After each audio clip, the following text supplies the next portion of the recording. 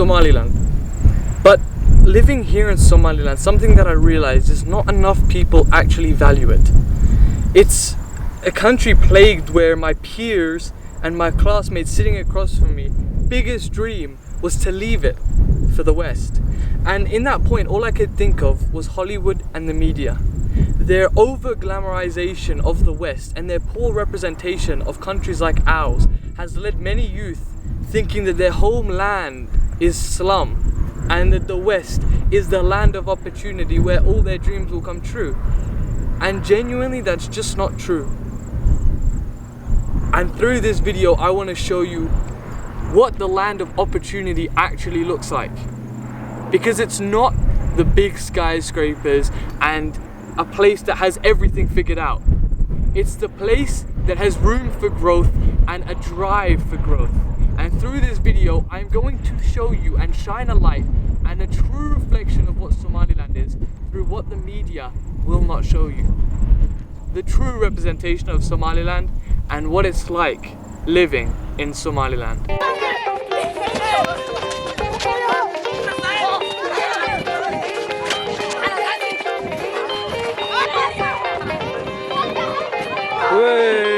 Champion, champion, one for this, die for this, I'm a gangara. Champion, one for this, die for this.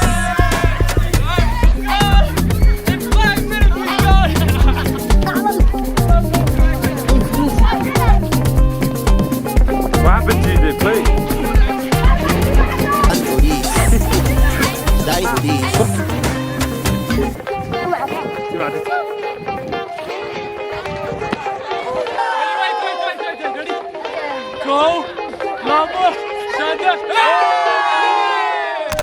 Listen, most of you watching this are Somali, living in the West. And as I've talked to many of you and through my own experience, I know that you don't feel as if you truly belong to that nationality. You don't agree with the way the country is run, and for many reasons, you don't feel like you belong. One point that keeps popping up is the moral and political situations of your countries. For example, their reaction to Palestine, or their woke agenda and the LGBT agenda being pushed down your kids' throats in school. You won't find that here. We all hold the same Islamic and cultural, traditional, foundational beliefs. So you walk and it's like as if everyone is somewhat on the same page as you. It's beautiful. And it's polar opposite to the environment in the West, where you have, for example, your neighbor who wants nothing more than to see you fail. You are stealing his jobs, and seeing you economically become successful is painful to him. It is the polar opposite here, where your neighbor wants to help you, wants to see you succeed, because we're not an individualistic society. We are a collection of Somalis that want to build their country. And that's what brings me on to my second point about economic opportunity. But I'm not going to do it here, because right now it's late and I'm in the middle of a football pitch. But before we get to that, unfortunately, due to many business and personal reasons, I wasn't able to finish this filming while in Somaliland, as you'll hear in a second. So I decided that for the last few days that I was going to be there, I would enjoy the beauties of rural Somaliland.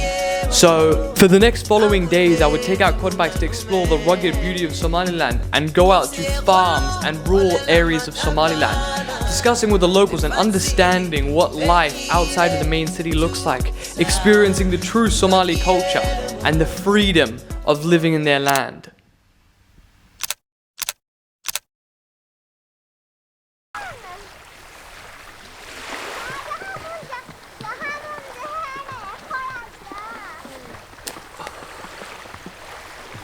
Unfortunately, due to both business and personal reasons, I couldn't finish filming this video in Somaliland, which is unfortunate because I wanted to bring you along to all the most beautiful places in Somaliland while I deliver my message.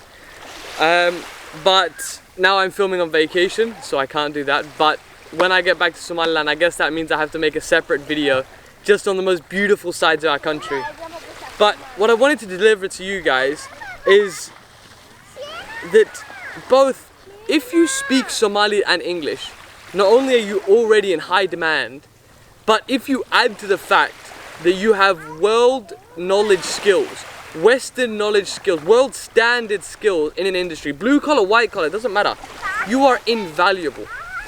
You are incredibly valuable in the country. And I think that's a big thing, is that our economy needs people like you that have knowledge from the West to help build the economy. But what I wanted to deliver is that what makes me quite sad is that we see all our brothers and sisters going through lengthy measures and dying on journeys to try and get to the West, like America and the UK, as it's the land of opportunity. And I don't actually believe that to be true anymore. You see, the US is one proxy war away from total economic collapse. The UK can't even control its own streets, and they're collapsing empires. They're sucking you dry, their tax is crazy, the inflation rates, housing crisis, living expenses. It's no longer truly the best place to live for opportunity. It's a failing economy, and that's fine, because throughout history you've seen many empires rise and fall. It's just how it works. But right now we're seeing a massive wealth transfer east towards Asia and the Middle East and Africa. Or the Middle East and Asia, soon to be Africa. But I wanted to question why everyone sees the West as the land of opportunity. I wanted to question why everyone sees the West as a land of opportunity, because I don't see it that way anymore. And I'll deliver it to you through this analogy. You're a great artist, and I give you 2 canvases to make your most beautiful, creative, greatest artwork yet. I give you a canvas that has been drawn on by many people, has some nice art details within it, has some poor art details within it, but the canvas is majority filled. Yeah? It's full with other people's work. What you have to do now is to make your best artwork. You have to work within what the people before you have already created. And you have to make something beautiful out of what's already pretty much done. Or, you're a great artist and I give you a blank canvas. Yes, it will take you more work, more hours and more paint, but you will be able to create something regardless of who's touched that canvas before you. It's totally your own. Total freedom. You don't have to fit within the society of what's already been developed. You can start something new, start something fresh, be innovative, because nothing is there.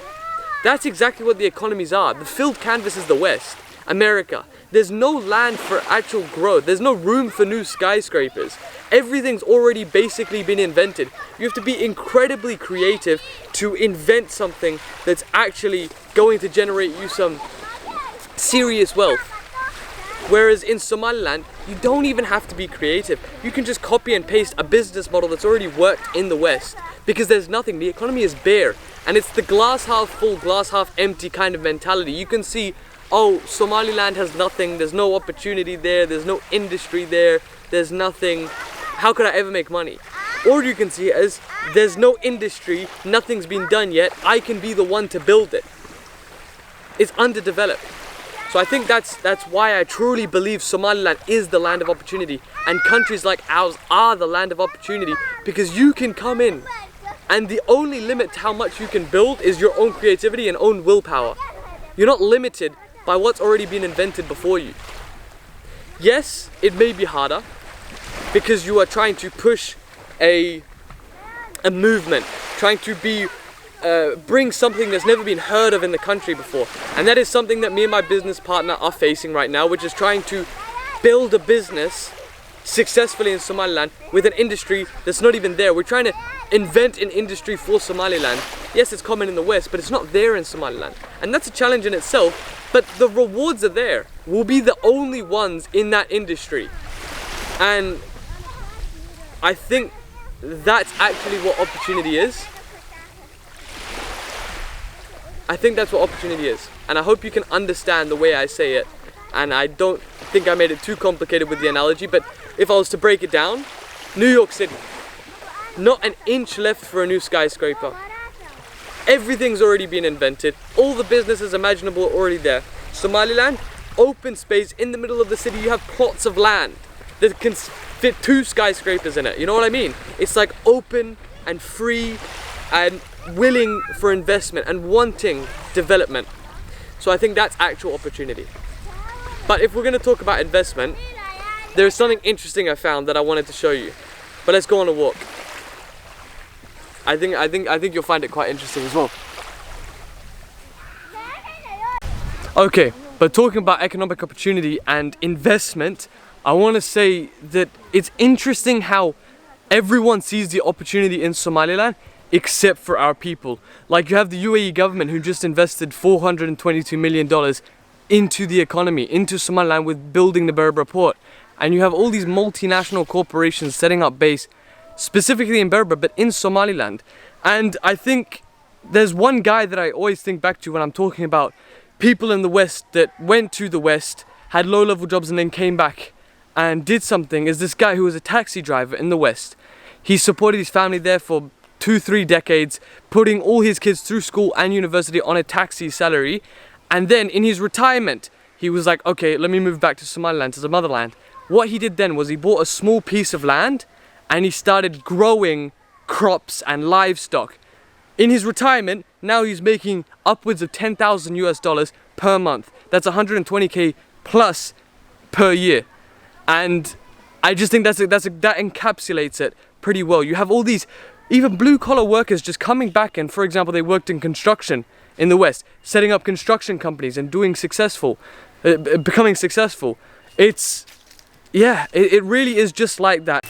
Okay, so whether or not this will be included in the video is entirely up to the upload date and if the situation is still the same. But the problem at hand, I believe, will not go away anytime soon. It's a massive issue that's a systemic problem within these countries, the UK and the US, and it's the uproar of anti-immigration and anti-immigrants. This is being filmed in August, and we've just had the UK riots, and the hostility towards immigrants is quite bad right now. There is attacking of masjids, attacking of mosques, attacking of immigrants just in the streets. And I have my own political views on it. I believe that it's the inadequacy of the governments and the political system not policing their streets correctly. Like I said, the UK can't even control its own streets. But regardless, if your environment is inhospitable, if it's not a good environment to raise your kids, if it's not economically opportunistic, if you don't agree with the moral standards of the country, if you don't agree with the political standings of the country, is it really the best place to spend your little time on earth? And my answer to that is no. But that's for you to question in it's your own life, so you get to decide that. But I appreciate you guys watching this video. I hope the message means something to you and it resonates with you guys. I don't do these videos for money. I'm not monetized on YouTube at all. I don't care for it. But if you do want to see more videos when they come out, subscribe. Don't really care about the subscriber count, but it will recommend you the videos. And yeah, let me know your thoughts. I'm quite curious about how you feel about moving to Somaliland and what you guys feel is the yay or nay sway, like how you feel and what pushes you to one side or the other. But I appreciate you guys watching. I'm trying to publish more videos showing you what the media won't show you in Somaliland, because I think it's a pretty bad rap what we get, and it's not authentic and it's not real. So I'll try to publish more videos showing you the real Somaliland. So if you do, subscribe, the videos will be recommended, and I hope you enjoyed the video.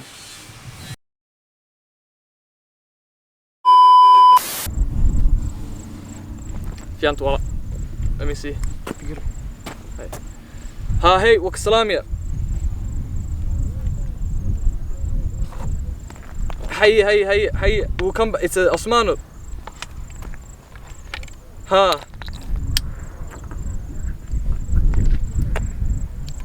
Oh shit. Yeah, the hyenas are coming. He's saying the hyenas are running down at the base of the mountain, so we gotta go.